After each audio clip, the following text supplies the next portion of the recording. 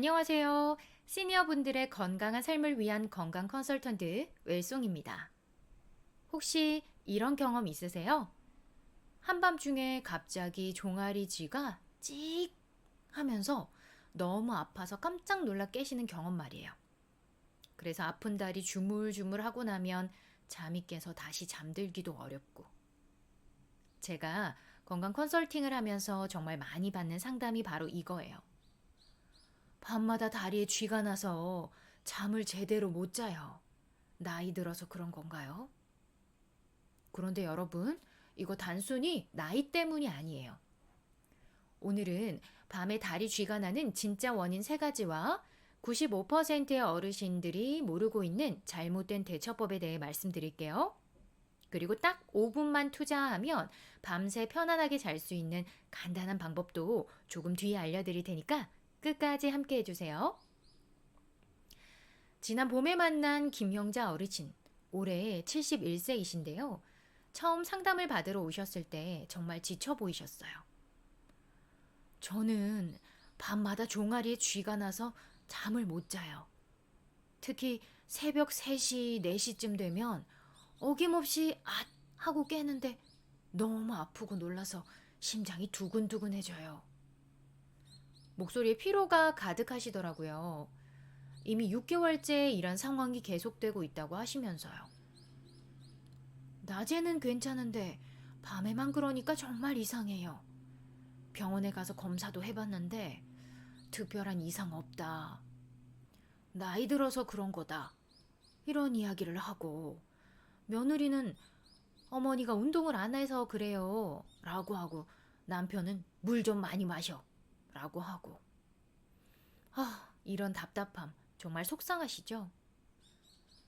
엄마가 섬 그늘에 굴면 발 베고 스르르르 잠이 듭니다.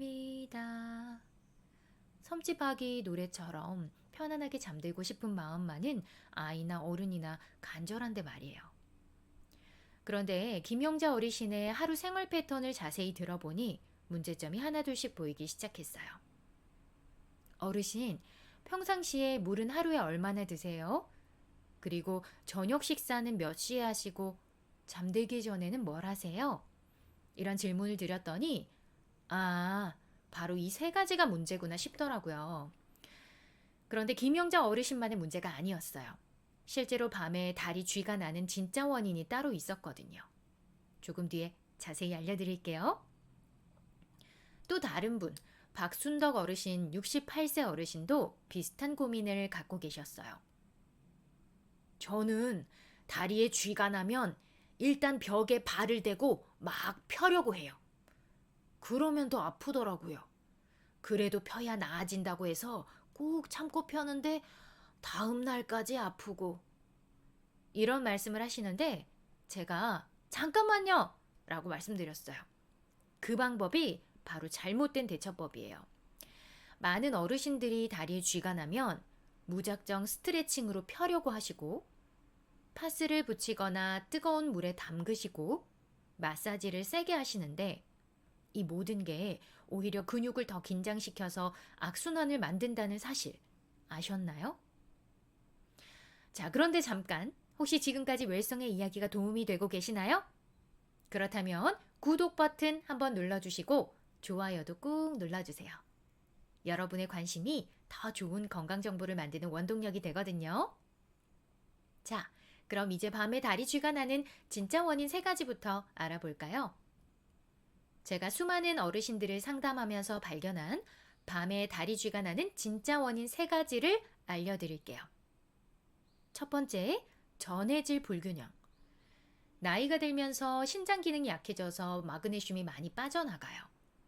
마그네슘은 근육 이완에 꼭 필요한 영양소인데 이게 부족하면 근육이 쉽게 경련을 일으켜요. 둘째, 혈액순환 장애.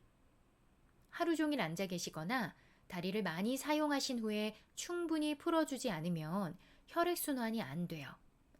특히 잠들 때 다리 위치가 심장보다 낮아지면서 더 심해지죠. 세 번째, 근육 피로와 탈수.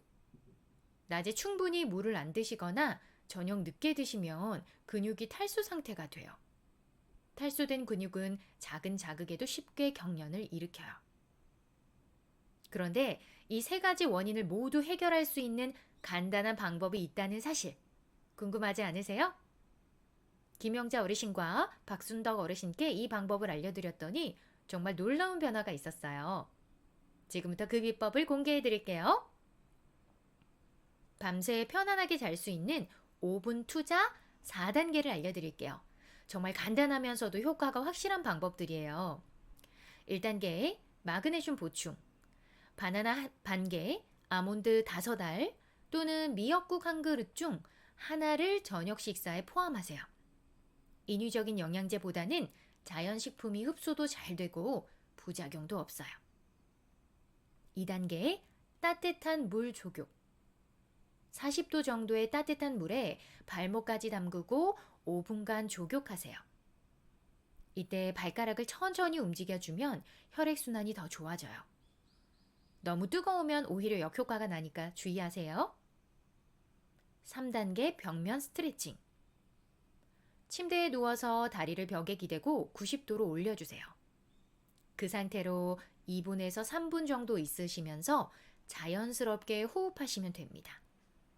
이게 가장 안전하고 효과적인 스트레칭이에요.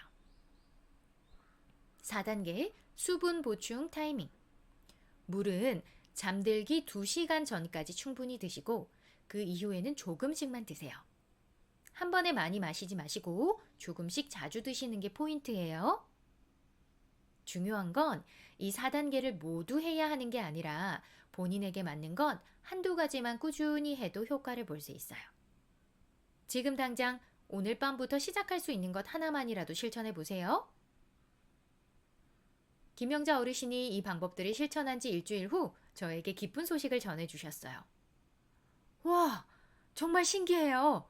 지난주부터 족욕하고 벽에 다리 올리고 자는데 5일째 다리 쥐가 한 번도 안 났어요. 6개월 만에 처음으로 새벽에 안 깨고 푹 잤어요. 목소리에 생기가 돌아 있으시더라고요. 그리고 2주 후에는 더 놀라운 변화가 있었어요. 며느리가 어머니 요즘 얼굴이 맑아 보이세요 라고 하더라고요. 잠을 제대로 자니까 낮에도 활기차고 우울했던 기분도 많이 나아졌어요. 박순덕 어르신도 마찬가지셨어요. 저는 바나나랑 조경만 했는데도 벌써 효과가 나타났어요.